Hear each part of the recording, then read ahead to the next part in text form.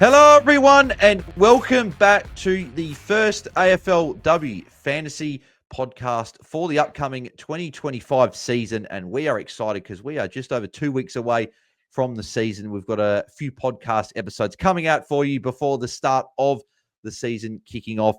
I'm your host, Bales, and you can find me at BAILSDT across the socials. And jumping on for the 2025 AFLW Fantasy season, you'll know him a lot if you've tuned into all of the men's AFL Fantasy podcasts throughout the year. He's been a regular guest, but he's jumping on as my co-host for the 2025 season. It is coach of Pom United and 2024 men's AFL Fantasy Classic runner-up is Tom Hales. Tom, mate, thank you and welcome to the AFL Fantasy Fanatics for the upcoming AFLW Fantasy season. How are you?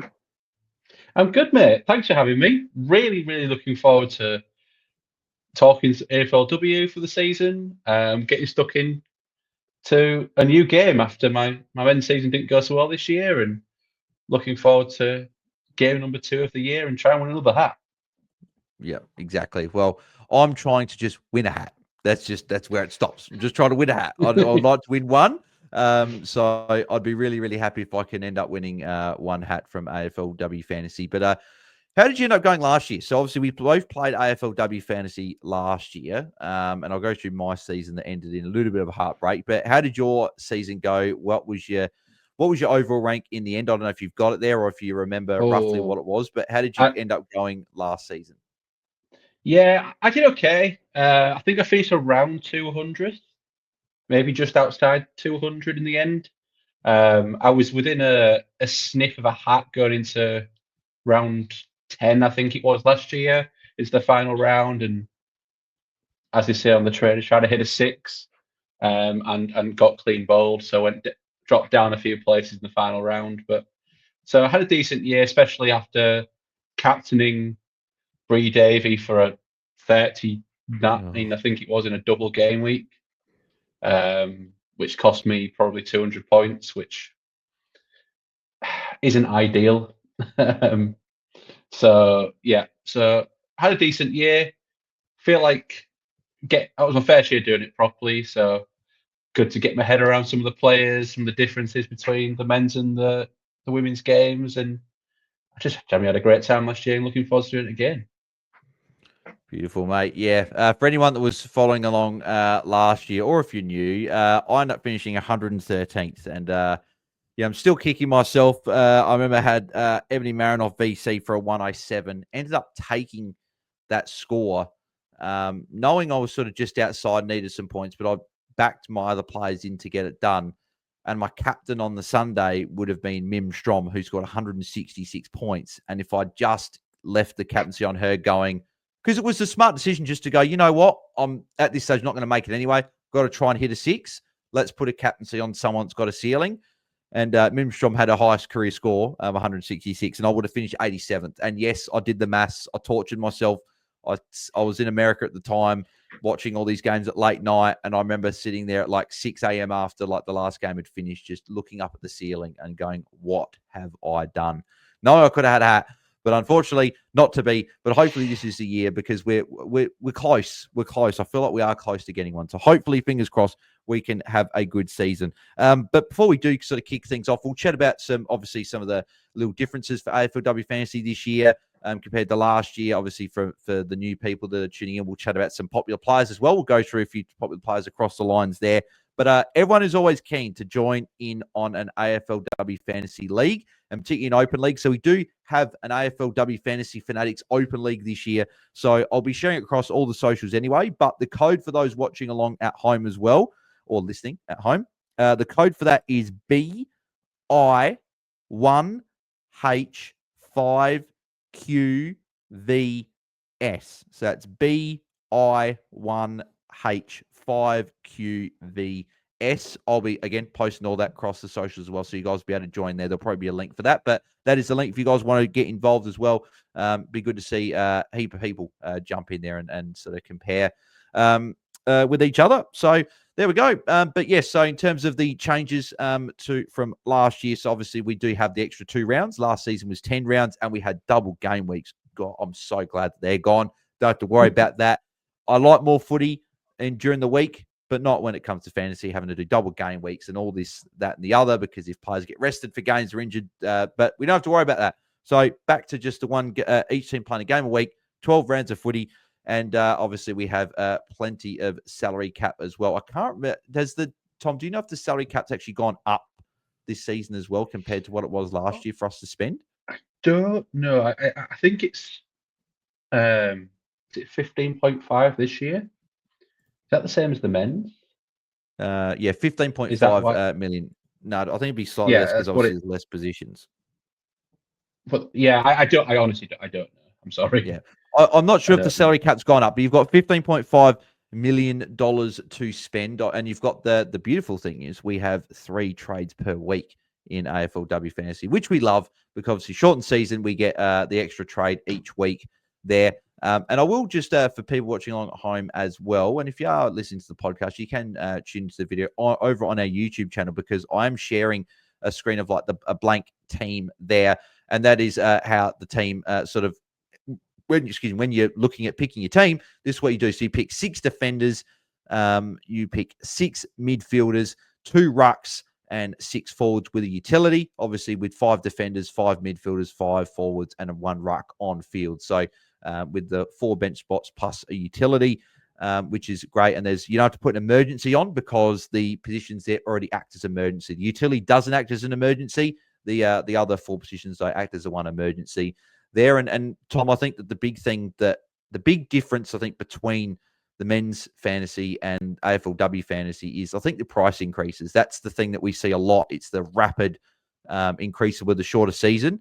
And I think that's the one thing. If you can nail some really good starting picks, that's what can get you off to a good start. So is that something that you'll consider with your starting teammate, picking those must-have rookies and making sure that they're sort of locked away? Yeah, 100%. Like, as you say, like the magic number, the number that rules all the break evens and the price increases and decreases is so much larger in AFLW that if you can get a rookie or a cheaper player who puts a pop score early, their cash absolutely flies up. And if you miss them for that, you almost want to get them before the pop score. Because if you miss that pop score, they can go up 200k before you even know it, and they're priced out of you. So it's a much faster pace fantasy. It's half the length of the men's season, shorter and much more dynamic, and on the whole, a lot of fun.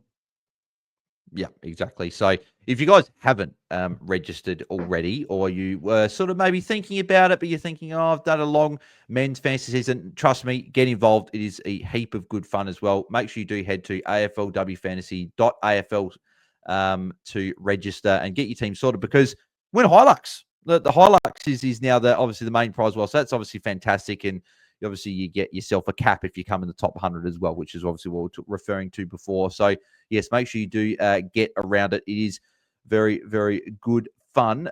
Any other differences, Tom, that you'd like to chat about in terms of what you notice from maybe the users that are coming from the men's side of the game compared to the AFLW side, or just in general for maybe people that haven't maybe played AFL Fantasy before across any format, and they're like, well, let's give AFLW Fantasy a crack?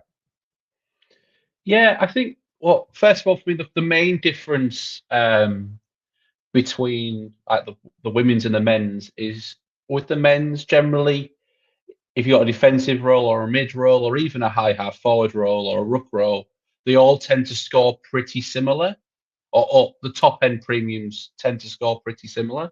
Whereas, at least in previous years in AFLW Fantasy, it's the midfielders and a certain ruck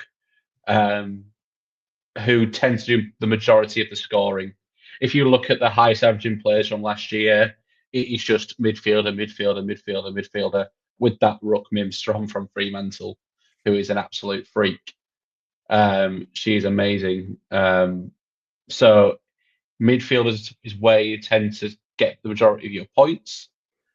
But because there's only 5 midfield slots on field, getting the right midfielders in your starting team and going forward is kind of the aim of the game. That really helps you build your scores as the weeks go through. Yeah. Yeah, exactly. I think that's the big thing I've noticed, right? So obviously we know in the men's fantasy, obviously the forwards don't score great. And it's a bit similar in AFLW fantasy. Well, the forwards aren't. That I think they're the lowest scoring position out of across all positions, and defense are solid. But then, as you said, most of the rucks are fairly good as well. Obviously, Wimstrom being a bit clear of based on last year of the next best ruck, and the mids are just reign supreme. That's where you want to spend a few dollars, but that's also where we get some of these really good rookies coming from, which we will chat about because we're going to go through some of the popular players across each position, and we'll chat about them. So I think we'll start with them now, and I think we've got to probably chat about one player, though, in particular, before we get into any other popular players, because I think that anyone that's played AFLW Fantasy before knows that a certain player that is on the screen right now, Ebony Marinoff, is the best player by far in AFLW Fantasy, and probably in the history as well. Like Kiara Bowers' early days was right up there, but Marinoff has just been an absolute jet. And if there was an official snouting of any fantasy pig in AFLW, it would definitely be Marinoff. And for anyone that is new to fantasy, that is a term of endearment. It is not a put down. It means that they just rack up the points and rack up everything. So that is endearment for anyone that is listening out there for that one there. So, but yeah, Ebony Marinoff, she's currently, Tom, selected by 70% of coaches. She's the only player over 50% owned across the formats, and she averaged a whopping 145 points last year. So from her 10 games, she only had 2 scores below 130, and that was a 121 in round 1 against Port Adelaide and a 107 against Geelong in round 10, where her game time seemed to be a little bit more managed, and Crows were sort of just easing their way through for finals, obviously the following few weeks. So really, she went over 130 in most games that mattered last year, which is pretty crazy that a player is able to do that. And we've got to remember that these AFLW games as well, they're shorter. It's not like the men's where there's full time on for the whole quarter. It's like there's most of the quarter just ticks over. The only time that it stops is when there's a goal kicked. Only the last couple of minutes, obviously, is time on. But I think the big question, though, Tom, is if people have played Fantasy Fights before, we try and look for value. There is no value on Ebony Marinoff unless she averages 150, which would just be absolutely bonkers if she ended up doing that. But more often than not, she's probably going to drop slightly or at least stick around her average. Priced at 145, and she's 1.878 million. Next closest is Jazz Garner, who averaged 112, which is still very, very good. Priced at 1.459 million. So it's over 400K difference. What say you about Ebony Marinoff and starting her in your AFLW Fantasy Classic side? This has been my biggest conundrum throughout the preseason so far. My heart and probably my brain and also my fear levels you just have to start her. She can have an average year and average 25 points more than the next best player. One other thing about her is she, based off last year's stats, has a very soft start to the year where she could easily match her average or better than it in the first 3. She went over 170 against 2 of her first 3 opponents of the year in St Kilda and GWS. Yeah. It makes no sense coming from someone who, especially in the men's game, preaches value and you're trying to get value in every player. I think the value in Ebony Marinoff is you're going to see a 250 plus score every week in your team build, especially with only 5 bench slots. Trying to maximize cash generation on that bench is hard, especially if you're going to start with a red dot. So you're just looking for somebody who you can captain every week, not have to worry. Her bad week is 121. So I think we all know that's a very, very good week. So I think you've just got to do it. You're with 70% of the competition. Do you agree, Bales? Because I just don't see another way to start than start with nothing. Well, there's no way that I'm not starting Ebony Marinoff on my team, because not only is she the best AFLW fantasy player, I'm also a Crows fan. And she's also my favourite player since I've started watching AFLW. I've been watching for a number of years now as well. And I've obviously been a Crows fan. I've just loved watching her play. So, and it was good. What was it? 3 years ago, Marinoff was still pretty much one of the top few AFLW fantasy players. And Roy Laird was the top AFL fantasy scorer as well. So it was a very good year for me, having my two favourite players being the top scoring player across both fights. But I think it's too risky to start against. To say I haven't actually not had her in my side at all, but I have sort of looked and gone, oh, if I went her down, get 500k, what else could I do here? But I'm just the thing is, if you don't start Ebony Marinoff in your side, good luck trying to get her because she's so much more expensive than the next closest player. You need her to like either injury, which we obviously none of us want to see, or you just need her to go like a 115 or 100 less than 120 average to start the first month and just see her plummet in price, which she's the sort of player though that she's not going to, like we looked last year. She had one score below 125 season, two scores below 130. For her to plummet in price, she needs to be going like multiple games under 120. And we saw last year that just didn't happen. She had these, and like if her breaking went to like 200, for example, after dropping like maybe a 105 1 week, she could easily score 170 the next week and go down very, very little in terms of cash. So I just think the fact also 70% of the comp are going there as well. You captain her as well. And because of the fact that if you look at the averages for the players there, so obviously you've got Marinoff at 145, Garner and Strom at 112, and then Ash Riddell at 110. Then you got Robottom at 106, and then you got a few midfielders in Anderson, Gardner, Hatchard, who were Hatchard was under 100, sorry, but Gardner, Anderson, McCarthy, and Robottom who were 100. Then everyone else was under 100. So the fact that you're getting 50 points over a lot of other players, and then as a captain as well, is just a massive leg up. So I think it's a lot different to the men's side of things, where even if you look at this year and you look at the number one averaging player being a Bailey Smith, he's only about I think he's like 3 or 4 points clear of like Nasai Wang and Miller. And then you've got a few other players that are around that 110 average and a lot in around that 105. Whereas in AFLW Fantasy, there's not a big amount of players that average enough to make it, I guess, justifiable to go, okay, let's save the cash and go against. I know that obviously a friend of the show, Mitch from the Ball Boys, tried that last year. He went against starting Ebony Marinoff in his team, and he went for a bit of value. And as he said, it didn't work. And I know that she ended up having the best fantasy average that we've ever seen across any format. It still didn't work. So I just think it is really risky to start with that. And Tom, I'm assuming that you're obviously in agreement with that as well. Yeah, 100%. I lock her away, put her in your team as the first player you put in your team, and once that's done, you can breathe, and then you've got 13.6 million to fill out your other 20 spots. Put her in, exactly. Relax, fill everything else out. And I think that the thing that works with that is the fact that we've actually got a lot of players that are quite cheap in terms of this year. In terms of their price tags, we've got a few really, really cheap players to look at. So let's go through a few of these popular players. Right. So there's not going to be any team reveals or anything this week. That's what we'll be doing next week. We'll have 2 separate episodes going through my team and then Tom's team, and because we've got the practice games coming this week as well. So I'd highly encourage, if you want to get a bit of research in, checking out a few of those, or as I probably should have said this at the very start as well, make sure you do listen to Free Kick, the official AFLW Fantasy podcast, along with listening to us as well at the same time. But listen, that's where I go for all of my info as well, along with obviously looking at doing my own research stuff. But it's just the one stop, you have to go there.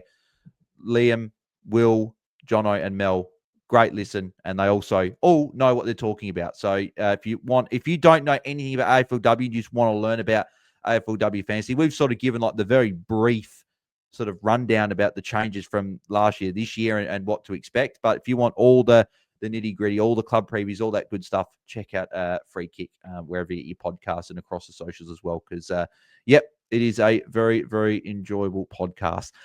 Let's go through, I guess, we'll probably go through what the top sort of 4 or 5 players in each position just quickly and give our thoughts on them there. So We'll go through it and start off with defense, and we'll start off with a very popular premium defender in Charlie Thomas, has been up there for a few years and had a very good year last year, averaging 70.4.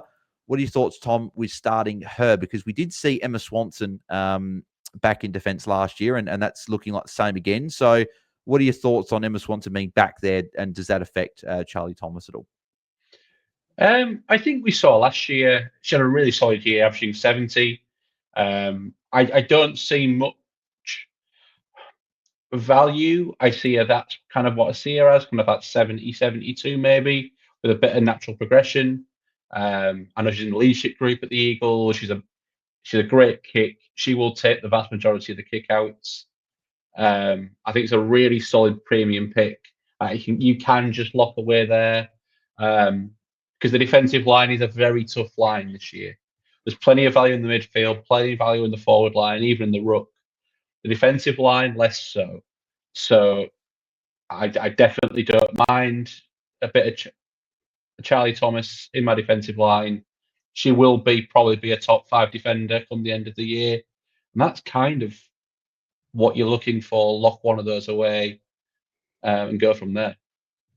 Yeah, I do like locking in a defender at D1 that you think is going to be right up there. And Charlie Thomas is someone definitely that I think you can rely on. There's obviously not a huge amount of value, obviously, there, but the fact she takes essentially every kick in for West Coast and is just, again, as you said, very, very good kick. I think she's a good pick. She's still 22 as well, so still that a little bit of potential improvement to come. Well, there's definitely improvement to come on top of that as well, only being 22. So I think she's a solid pick at D1. And if you want to go safe, I think she's probably the safest D1 RUB in terms of she's 100K cheaper than a few of the other defender options that you've got. So if you want to save a little bit of money, but also get a really solid defender, I think Charlie Thomas could be someone that you look at. Izzy Bacon is the next picked 36.38%. Quite a popular defensive rookie pick at 321K. And I think, Tom, we saw on the weekend that she had a few CBAs as well. Yeah, I think kind of a more defensive mid role, which for a defensive rookie is absolutely fantastic. Like 321K, priced in the 20s. Like if she can get a 40, 45 average, that's good. That cash gen is going to be absolutely great. Make 200-300K. I definitely think, like, spoiler for later in the week or next week, she's currently in my side. So I'm very much on board with 36% of the comp for Izzy Bacon to sit on my bench. Yeah. Well, she wasn't in my current, obviously, team, but she was I've got like 3 names that I'm like got in as that D6, that bench rookie spot, and I think that we're going to really know what rookies we're going to be picking practice games this week. Then we'll see obviously team news in a few weeks' time when the games kick off. So that's really when I get the rookies down. But yes, Izzy Bacon, she's got a little bit of a midfield role with Isla Sheeran leaving to North Melbourne, and she's got a few CBAs there. I think that she could be a very, very good pick as your D6 or D5 if you want to go really, really cheap there. Maddie Gay is next on the list. So she is owned by just over 35%, and she was the #1 averaging defender last year. Had an outstanding year moving from Melbourne to Essendon, averaging 82.3, including a massive score in the final round. I believe it was over 120 that she had there as well. What do you think about paying up for Maddie Gay at D1, obviously, because she's, like, we just used Charlie Thomas as an example of a good starting D1, and she's about 100 and just under 140K, no, just over 140K more expensive than her. Actually, no, it's 150K, actually, looking at it there, 154K to be exact. What are your thoughts with starting her as your D1 and paying up? Yeah, and I am completely ripping off Liam from the free kick pod with this answer. So kudos. I think that she can do that again. The Bombers have their game style is very much chip mark, and she is the prime ball user off the half-back line for Essendon. Will they improve this year? The jury's out on that, and if they go backwards, which is a possibility, there's only going to be more ball in that back line. and it all gets funneled through Maddie Gay. So I definitely don't mind just paying up for the best defender. I don't see regression. If anything, just looking at that last three average of over 100, there could even be a little bit of value there. As they start putting the ball even more into her hands. Yeah, and she's someone that I've definitely got on sort of my shortlist in terms of defenders, because I'm like, if you look at like the averages, like so Lucas Rod, so their average last year was 80.5, so and priced at what is that there? So 22k less. But besides those two defenders, then obviously Charlie Thomas was next at 70. So there's like 10-point difference between the first and second defender and then the third defender. And then you got like Chelsea Randall, who was a forward last year, who averaged 69.8. So if Maddie Gay is going to average that 80 to 85 and maybe go a little bit more based on, as you said, that last three average, then all of a sudden we're looking at almost an Ebony Marinoff type defender in terms of not obviously average, but in terms of a fair bit clear of, I guess, the third, fourth, fifth defender. Maybe Maddie Gay and Lucas Rod will be fairly close up the top. But if they're clear by 10 points, 15 points the next best, it might be worth paying up for maybe one of them just to sit at D1, have it locked away, and then you can maybe go a little bit cheaper, because there are some good options that are cheap around that price. So Maddie Gay, definitely someone that is also on my list, because I think that game style will stay the same. Poppy Schultz, obviously sister of Matilda Schultz, obviously very, very good ruckman and star in the making at Port Adelaide. Over at Carlton, got drafted this year, 400k defender rookie. I don't know, Tom, if I'm hugely on board with Poppy Schultz a pick, just because we mentioned Izzy Bacon there. There's obviously there's a few other rookies I think that are also cheaper, that are probably not even very highly owned either, that have probably got better roles. I think Poppy Schultz is going to play that more key defender. I'm not sure she's going to score huge amounts. Would you agree with that? And you'd probably be shaving a little bit of money there and going for maybe the cheaper options that we might have? Yeah, 100%. Like, I'm going to hold my hands up. AFLW rookies are not my strength. But we'll see this. We'll see her role in a televised game this week with proper stats. Fingers crossed. We'll see what kind of role she plays. If she's just lockdown key defender, and we get better options with better roles named, I think we can pass her up. But high draft pick probably means the Gem are going to try and get her into the side if round one, or if not round one, early doors. So definitely a talent. Yeah, exactly. And I think it's one. She's one of those ones that you got to have on your watch list regardless, because if a few of these rookies don't get named round one and we have a real shortage and we need someone, then probably Schultz is someone probably to keep there. But I think she probably, just down this just because she's the key defender. And she's not like a Serene Watson type where they are a bit more of a key defender, but they take all the kick-ins. Probably Schultz won't be, because it will be going to some of the other more experienced Carlton defenders that are already there.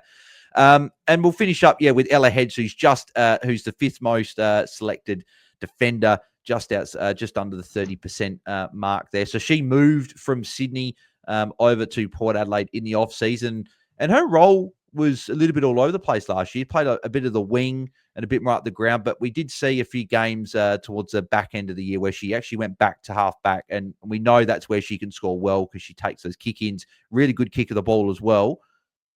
Move to Port though, where and again, you said you stole us off Liam, and I'm going to steal this off Liam as well. As Liam said, they are the lowest sort of disposal team in terms of around the back line. Like they don't chip it around. They're not like Essendon. It's the complete opposite. So if you're looking at the differences, Maddie Gay gets a lot of the kick-ins, hates majority of them actually, and then chips the ball around. Ella Heads at moving to Port. Port just don't chip it around at all. So. Tom, where do you sit with Ella Heads a pick? Because I think there could be a little bit of value there based on the fact that I think she can average that 70 mark for a whole season, but she isn't quite going to the team where she's probably going to be able to access or have the best sort of situation to score those fantasy points. Yeah, I mean, she's priced at 60. I think playing 100% half back, I don't see her going much lower than that if she's just playing off half back. And it could be that she has a complete monopoly because they brought her in to do that. to be that designated kicker-off halfback.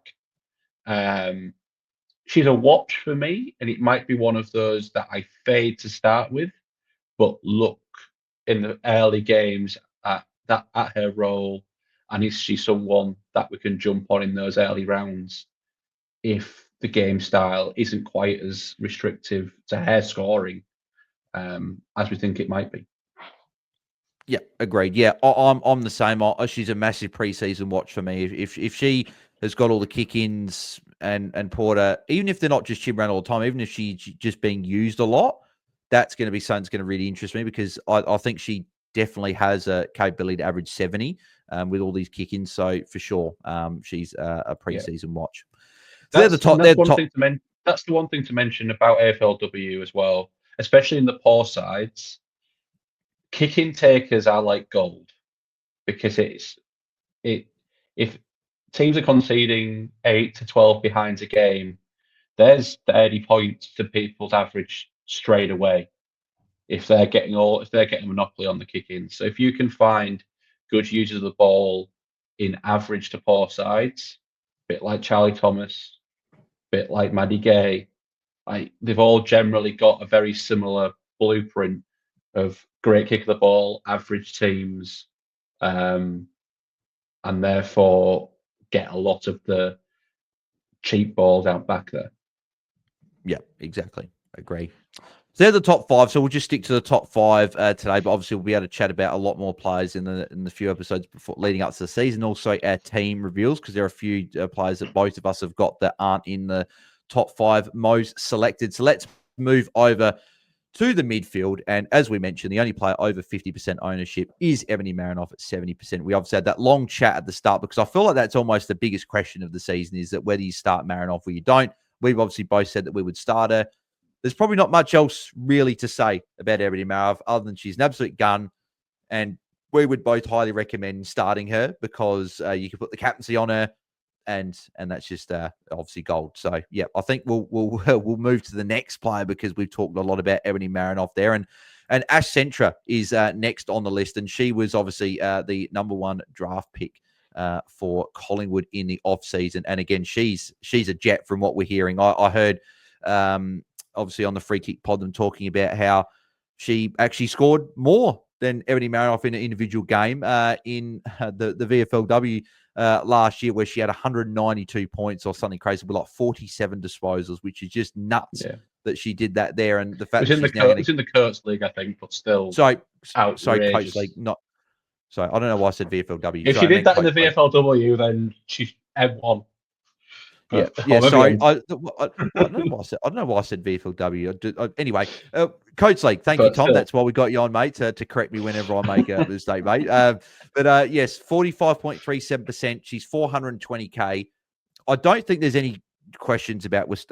I think we're all starting her. She's going to Collingwood, who are obviously rebuilding. She's going to have a great role. She's probably not going to be a 80, 90% CBA attendee, but I think she's going to be having a good mix of midfield and forward. I think when she's playing forward, she's probably going to push up the ground as well and get in amongst all the stoppages there. I think, Tom, the question I want to ask you is she on field or on the bench? Because that's a big structure question I've noticed with my own team. A lot of people is that, are we going deeper in the mids because that's where the points are? Or are we starting Ash Centra on field and having her as the one rookie in the midfield on field? What do you think? So how I've kind of come to the decision of I want a rookie on field is I go who are the best rookie scorers and therefore going to make the most cash. And I think there's at least 3 really strong midfield rookies, one of which we'll talk about in a little while, with the best name in fantasy. Yeah. Yep. And I want all of those because they're going to be my avenue to upgrading my team as quickly as I can. So I think for me, I have to have Centra, or maybe someone we'll talk about in a little while, at my M5, M6, and utility to try and get that cash gen early doors. Yeah, I think you need a minimum of 2, right? So if you're going to have one on the bench and your utility, yeah, if you want that third one, it's going to have to be on field. And I've played around with both for a lot of preseason. I have had 5 midfielders deep and then centre on the bench, but probably the last few days I've had centre on field, and I do like the structure and I guess the balance of my team, which we'll go through next week, of having the one rookie on field. So I'm also currently got her on field, but I do see the appeal of maybe going a bit deeper in the mids. But I think she's a lock. You just have to put her in as well. Make sure she's at least on your bench, if not on your field. Charlie Robottom is next on the list. 43.49%. And obviously, those who aren't familiar, she's the sister of Sydney midfielder James Robottom. And she is an absolute beast. Like, no one can tackle her. She's just she's so good to watch. She does give a few free kicks away, which is obviously the disappointing thing, that obviously with the way that she plays, the aggressive nature, that she will give the odd free kick or 2 away. But she's an absolute gun. I guess the question, is that priced at 106, she averaged, I think it was 118, I believe, in the games where before she got injured, I think it was in around 7 or 8 last year. And she had a sub 100 average for last 3, which has brought her average down from what she could be priced at. So there is a bit of value there, but new coach, Rhys Shaw, obviously former North Melbourne coach, going up there. Do you see that as much of an impact, or do you just think Charlie Robottom is the clear number 1 midfielder for Gold Coast? She based her game a lot on tackles, and that she's just going to improve again. Obviously, because she is only 22, which is crazy. I feel like she's a lot older because I feel like she's been fantasy relevant every year she's played. What do you think about starting Charlie Robottom? Probably your M2. I'm pretty bullish on Charlie Robottom. As you say, that last 3 average, injury affected, takes that cap off, and her run to start the year is again some teams that Gold Coast would expect to beat. Fantasy wise, statistically, it might not be the easiest first couple, but I just think if she's great to watch. She's an amazing player. I think there could be 5 to 8 points upside in her, just with those injury affected games at the end of the year. Before we even start talking about the fact she's 22, she's got another year of just development that can earn, and she's got someone to shoot at. She's seeing what Marinoff does, and hopefully that motivates her from a footballing point of view, not just a fantasy point of view. I don't think she particularly cares about the fantasies, but to elevate herself to actually be that person who can get the top numbers. Yeah, I'm pretty bullish as well. I think I'm pretty much probably tossing up between her and someone else we're actually going to chat about that's just inside the top 5 as well, as who my M2 is going to be. But yeah, Charlie Robottom, I'm a big fan of starting her as well. The girl that you alluded to before, who's got the best name in all of fantasy, Zippy Fish. Love it. Love the name.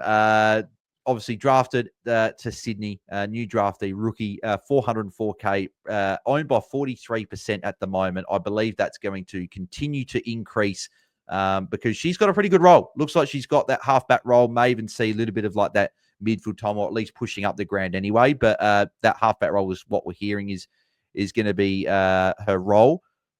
Is she probably just a bit like Tom, that she's just a lock? You've got to have her and Ash Centra, probably at least both on your bench, if not one on field, one on the bench. Yeah, I think so. I think she's a walk-up start in that Sydney team. I think they want like reports from the practice game last weekend. She was taking kick-ins, which is great. Like what I mentioned before, 3 points, and she kicked a goal. Like, I think, but by all reports, she's absolutely electric and will be a great fantasy scorer and just generally a good watch. Yeah, I think she's a must-have. Yeah, agreed. I think she's a must-have as well.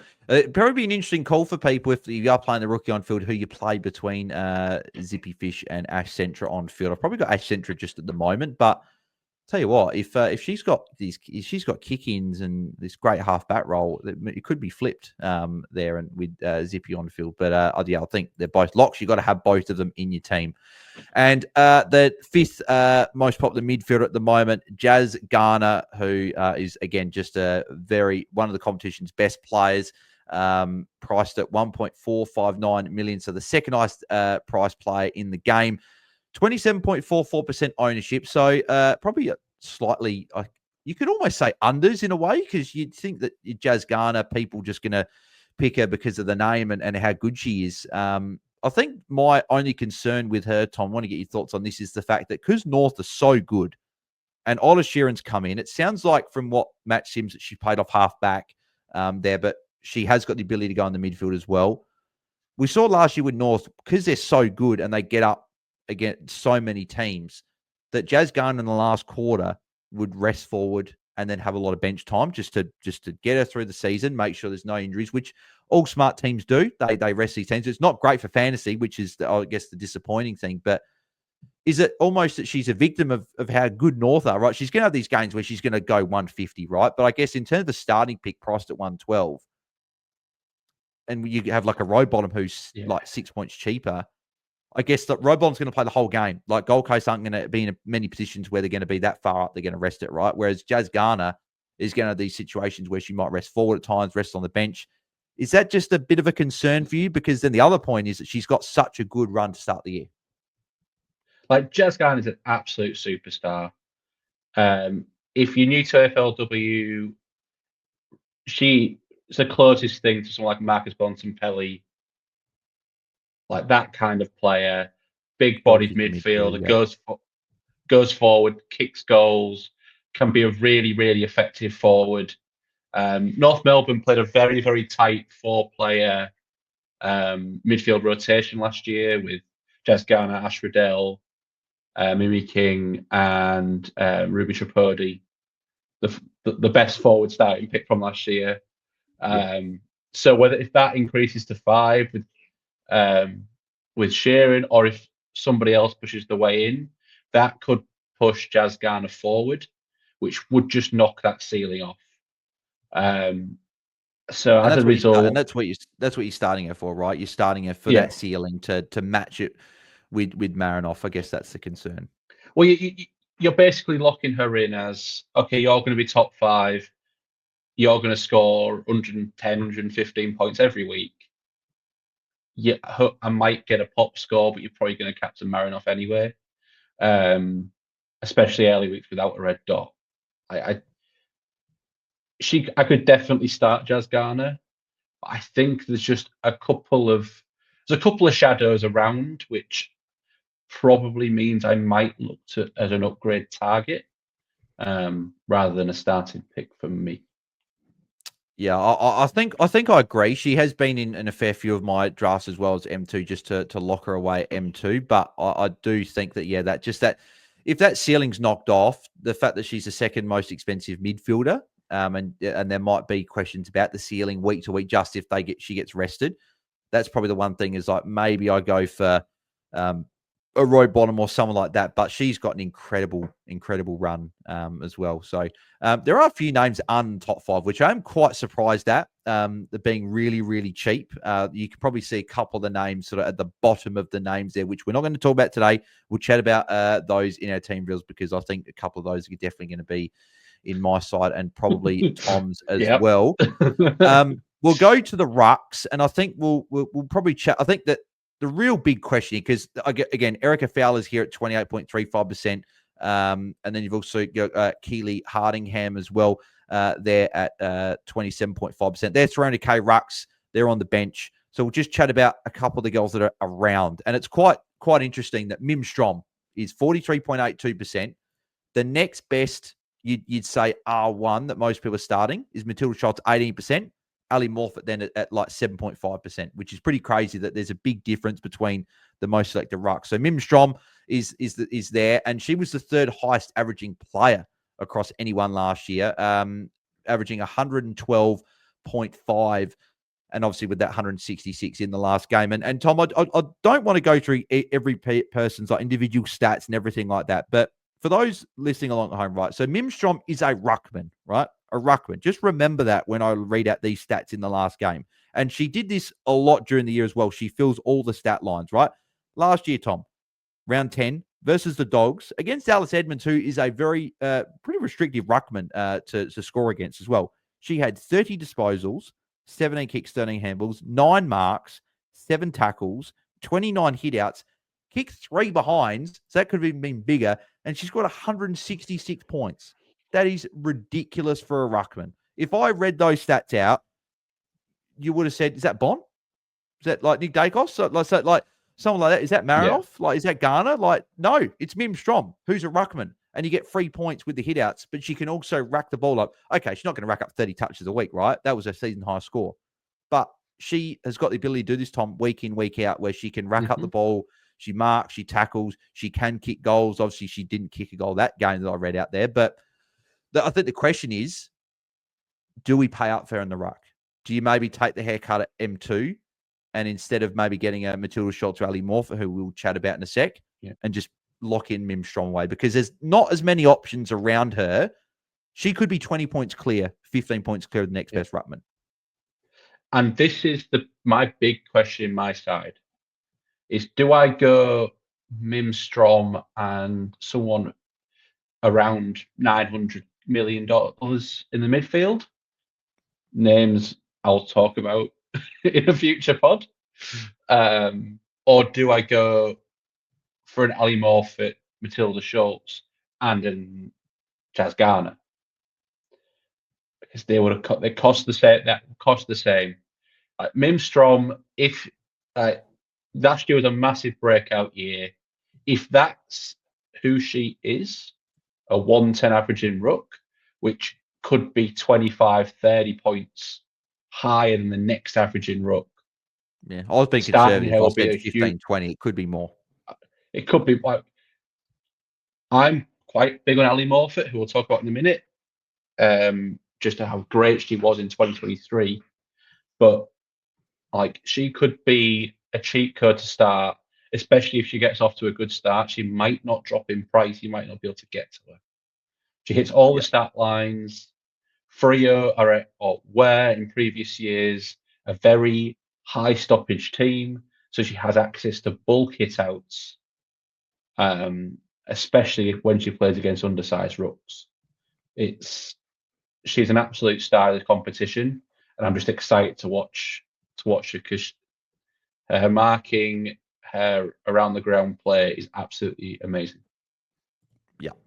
Yeah, big question. I think that we'll probably chat about a bit more next week in our team reels because she's been someone that's been in and out of my side, and I'm very tempted to pay up for her because she might have a couple of trickier matchups to start the season. But if she's going to be 25, 30 points clear of the next best ruck, I might want to lock that away and put her at R1. Sorry. So, for sure, she's someone I'm going to consider. Havana Harris is probably that because Erica Fowler and Keely Hardingham, obviously, they're 300K basements. I don't know if either are going to play. Maybe Fowler might play, but Alice Edmonds is the number one ruck at Dogs, so I don't think Hardingham will play at the Dogs. But Fowler, maybe with Geelong, we don't even know who their ruck's going to be, which is funny because that's been like the men's team as well. We don't really know what the ruck's going to be week to week, so the women's team are probably the exact same. But Havana Harris, another highly touted draft pick as well. For the Gold Coast last year, 25.5%. Are you paying the extra 116K to have her R2? Or is it just, a wait and see to see which other rucks maybe get named at the rookie price? Yeah, if she was going to be sole ruck, if she was going to be sole ruck for Gold Coast, I would be like, yeah. But they obviously have Lauren Bella, who I think will definitely play. So she's kind of going to be restricted to a second ruck, maybe key forward kind of role, which I think we might have. We might have number one ruck basement players. Murphy from Essendon could be the number one ruck, so at 300K. So I think I would save the money. However, if I'm not wishing injury on anyone at all. Like, reports, Havana Harris is an absolute freak. She's an amazing player. If she was number one ruck by herself, then she could even be an on-field starting option. But as a second ruck, I don't see that. I think there's going to be better options. Yeah. Yeah, be a preseason watch for me. Yeah, like it'll be interesting to see because I guess people might want to start a red dot if they want to at R2 and maybe use it as a loop. I think if you started Marinoff, it's almost not worth it in a way. If you're going against Marinoff, I think you have to start a red dot. You need the two cracks, so you wouldn't be starting someone that's playing. But if you're going for someone to make cash, Havana Harris could be someone there that you put at R2 if we don't have another ruck. But it is 116K. There's a little bit extra to pay, and that might be the difference. 100K in AFLW Fantasy is a lot. I know it's a lot in men's, but it's particularly a lot here because that could be the difference between you getting like someone that's not quite top 5 in the position to getting a top couple in their position. So something to watch for sure. And Havana Harris, I think, will have a good year regardless and could be someone we do start. And then we've got Matilda Schultz and Ali Morph will be the other two that we'll chat about here. So Matilda Schultz obviously had a great year last year as well. 72.1 average and was also very good in the fact she's only 20 and she's again been highly touted since before she started, and she's delivered on that, took an amazing mark last year that was absolutely incredible. And then Ali Morfitt, who had an injury-riddled year last year, didn't really get on the park much, but the year before had a very nice average. But Tom, I know you want to chat more about Ali Morfitt there, so you're obviously fairly keen. Yeah, I'm fairly keen. Like, she has that 58 next to her name. I assume that's why she's so lowly owned at 7%. She, before her injury in 2023, she was averaging nearly 90. Like, she is probably next closest behind Minstrom. Probably, yeah, and has the built-in value of an injury-riddled season last year. Unfortunately, she didn't quite hit the threshold of 4 games. Otherwise, she'd be priced at her average, which would mean she would be an absolute walk-up. Just means she gets the discount off her 2023 average, which is a little bit frustrating. It could have been even more value. Yeah.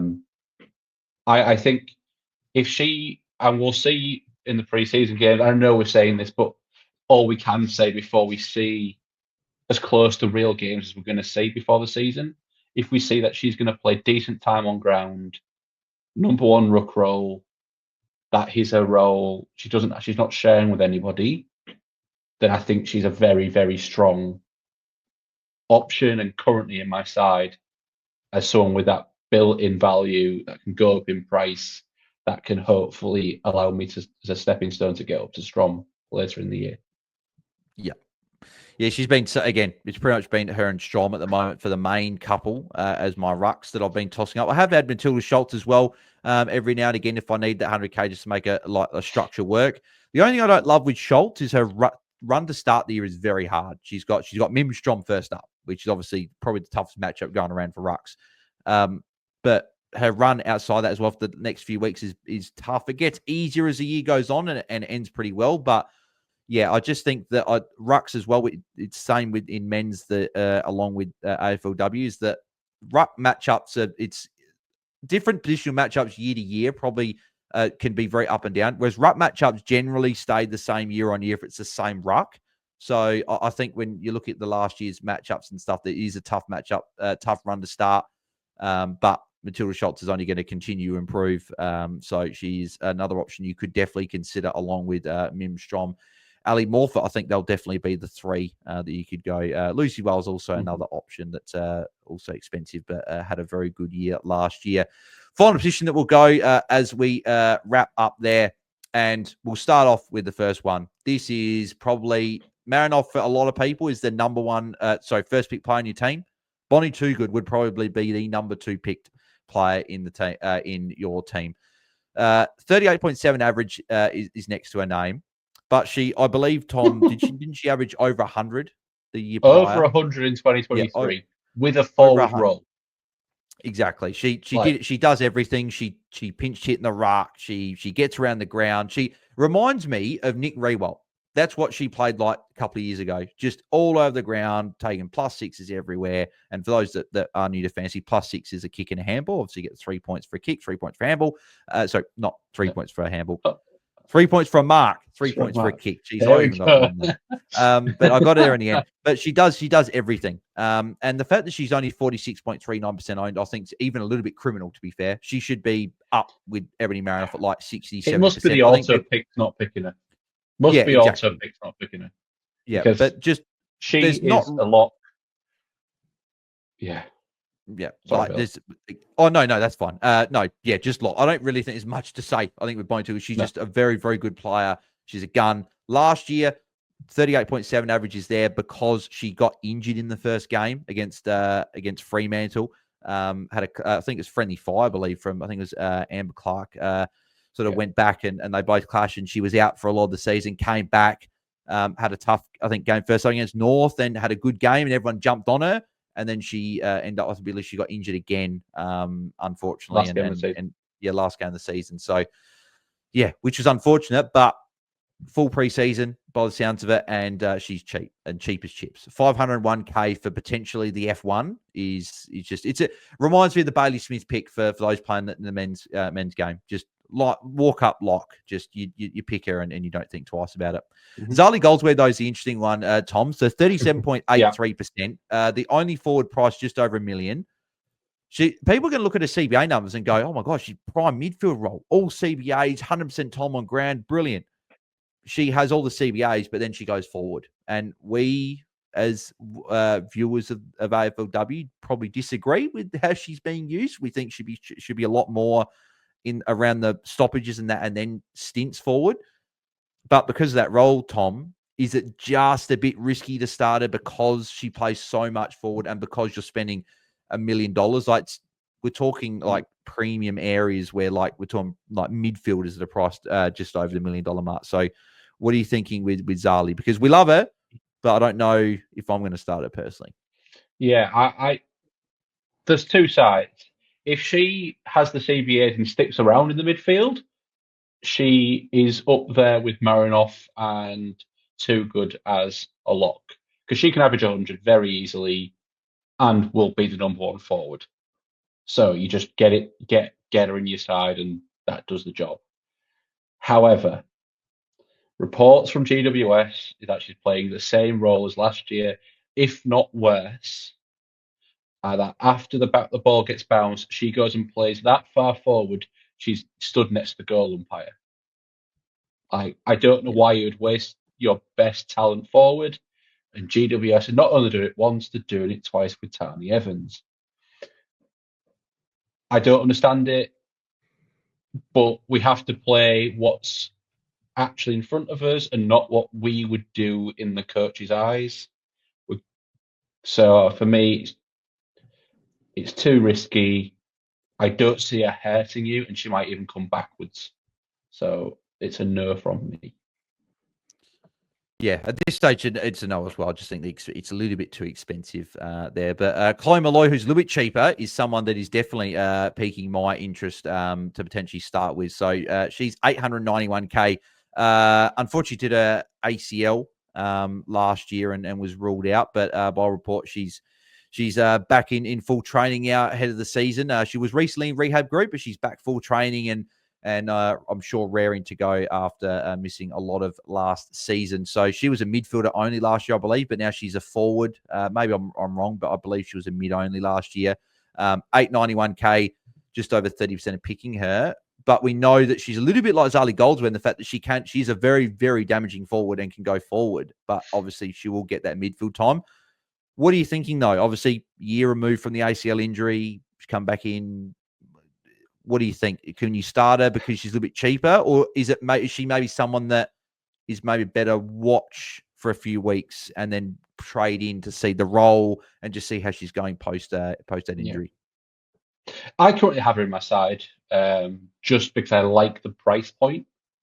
It gives me flexibility to get to Goldsworthy without absolute massive rebuild if Goldsworthy's playing on ball. and the fact she has the baked-in value from last year. I do think she will play quite a bit of forward time early, especially while she gets back up to speed. But she's such a live wire. She wants the ball in her hands. The team want the ball in her hands. So even playing forward, it gains some beatable opposition for Sydney. I think she's still going to have plenty of opportunity to score points and might even get the added bonus of being able to kick a few goals, as well as the raw disposal and tackle numbers. Yeah, and I guess that's probably the question. I don't currently have her in my side. Obviously, we'll go through our teams next week, which she might be in my side after I watch practice game and she dominates, which is very likely to happen. But yeah, I guess it's probably just the working back from injury. I don't know if they're just going to rush her whole midfield role, and she's forward a lot more. I don't know if I'm going to. I guess she's going to burn me if that makes sense. So that I guess that's my thing at the moment, and because the forward line at the lowest scoring position, I'm currently going quite cheap in the forward line just because I don't think I'm missing out a huge amount of points. Where I think defense, midfield, and then the ruck, I think there are more points are on offer. But she's definitely someone that if I'm looking to get an F1 and pay up over 800k, she's probably the number one option that I'm looking at. So yeah, I do like her. One I do like as well is Hannah Ewing. So obviously was at Port Adelaide last year. Obviously didn't play last year for personal reasons, so she had the year off. But the year before, she won the Rising Star. So she's obviously a talent, and she's a very, very good young player. And she's moved to the Crows, where I believe she played in their academy growing up, which is obviously great to see. Obviously, I'm a Crows fan, so I'm very happy to see her at the Crows. And she's 27.46% owned and 466k. I think she's going to have a big midfield role. I think it's going to be more of a half forward role, but we know she can tackle. She can do a heap of things around the ground as well. So, Tom, what are your thoughts on starting her? Because she's very cheap for what we know that she can do. Exactly that. She's value. Didn't play last year. Glad she's back in the league. And one good thing about the forward role that she's going to have, she's doing it in a good side. So the ball's going to be down that end of the field. She's not doing it in a struggling side. She's doing it in a top four Crows side. I can't see her doing worse than maybe 10 points, minimum 10 points of value, maybe even more. She kicks a few goals in a couple of games, and I think her hunger's back, and it's going to be a pleasure watching her play. Yep, exactly. Yep, I think she's someone I'm very, very keen to start. So she is currently in my side as well. And then just to finish off the forwards, so Celine Moody is the fifth most picked forward. Reverse that because obviously she's retired, so she won't be playing this season. So make sure that she's not in your team. She could be a red dot though if you want to have a red dot loop, but I don't think we're doing red dots at this stage. And then Lauren Young, unfortunately, is still a fair while away. Won't probably debut until mid-season for Port Adelaide. She would have been probably a definite lock, and arguably could have been year 5 on field there. But unfortunately, she'll be a downgrade target throughout the year. So yeah, a couple of players probably to adjust in terms of your starting team. But that is, we will wrap up there because there's been a longer one there. But first one there to go through a few of the popular players there, Tom. But obviously we'll be back later on next week and going through our teams after we send a few practice games, which will be good fun. No, people love a team reveal. So I have a couple of separate ones there going through my team and then Tom's team. But Tom, mate, thanks for jumping on. And obviously it's great to have you on board for the upcoming season. Where can people find you across the socials? Yeah, you can find me on X at Tom_Hales_. Happy to answer any questions. I will try my best. I'm not an expert in AFLW Fantasy, so I'm learning along with the rest of you. Enjoy watching the games, enjoy playing fantasy. So come along for the ride with us, and we'll have a great year. Yeah, exactly. Beautiful, mate. Thank you for jumping on. You can find me at BAILSDT across the socials and us at AFL Fantasy Fans on X. And if you're watching so long on YouTube, make sure you smash a like on the video. If you did enjoy it, and then subscribe to our YouTube channel. We're going to have plenty of AFLW content coming throughout the whole season, including the pre-season. We still got the men's content going as well. Got daily content for that. So we're doing plenty of stuff over the next few months, even though the men's season's nearly finishing. But really looking forward to the AFLW season starting. there, and looking forward to getting stuck into watching some of these practice games. So as I said, we're back next week with a couple of team reveals for us, and Roni, I think just over 2 weeks away from the season starting, so it's really, really exciting. So and if you are listening about the podcast as well, 5-star rating and review would be very, very much appreciated if you can do that. So thanks everyone for tuning in. Enjoy the practice games, and we'll catch you guys next week. So thanks everyone. Have a good night. See ya.